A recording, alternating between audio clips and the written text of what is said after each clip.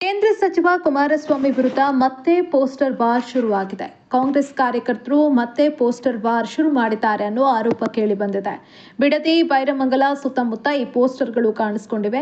ಡಿಕೆಶಿ ಹಾಗೂ ಎಚ್ಡಿಕೆ ಸವಾಲು ಪ್ರತಿ ಸವಾಲು ವಿಚಾರಕ್ಕೆ ಸಂಬಂಧಪಟ್ಟಂತೆ ಕಾಂಗ್ರೆಸ್ ಕಾರ್ಯಕರ್ತರು ಈ ಪೋಸ್ಟರ್ ವಾರ್ ನಡೆಸುತ್ತಿದ್ದಾರೆ ಅನ್ನೋ ಆರೋಪ ಕೇಳಿ ಬಂದಿದೆ. ಕುಮಾರಸ್ವಾಮಿ ಹಾಗೆ ನಿಖಿಲ್ ಕುಮಾರಸ್ವಾಮಿ ವಿರುದ್ಧದ ಒಂದಷ್ಟು ಪೋಸ್ಟರ್ಗಳು ಇಲ್ಲಿ ಕಾಣಿಸಿಕೊಂಡಿವೆ. ಹಲಗೆವಡ್ರಹಳ್ಳಿ ಮತ್ತು ಕೇತಗಾನಹಳ್ಳಿ ಭೂ ಹಗರಣದಲ್ಲಿ ಭಾಗಿಯಾಗಿದ್ದಾರೆ ಅಂತ ಆರೋಪಿಸಿ ಪೋಸ್ಟರ್ಗಳನ್ನು ಅಂಟಿಸಲಾಗಿದೆ. ಪೋಸ್ಟರ್ನಲ್ಲಿ ಜೈಲಿಗೆ ಹೋಗೋದಕ್ಕೆ ಸಿದ್ಧರಾಗಿ ಅಂತ ಮೆನ್ಷನ್ ಮಾಡಿದ್ದಾರೆ. ಕಾಂಗ್ರೆಸ್ ಕಾರ್ಯಕರ್ತರು ಹಲವು ಕಡೆ ಈ ಪೋಸ್ಟರ್ ಅನ್ನು ಅಂಟಿಸಿದ್ದಾರೆ ಅನ್ನೋ ಆರೋಪ ಕೇಳಿ ಬರ್ತಾ ಇದೆ. ಜೈಲಿಗೆ ಹೋಗುವ ಬಗ್ಗೆ ಕೇಂದ್ರ ಸಚಿವ ಎಚ್.ಡಿ. ಕುಮಾರಸ್ವಾಮಿ ಹೇಳಿಕೆಯನ್ನ ನೀಡಿದ್ರು.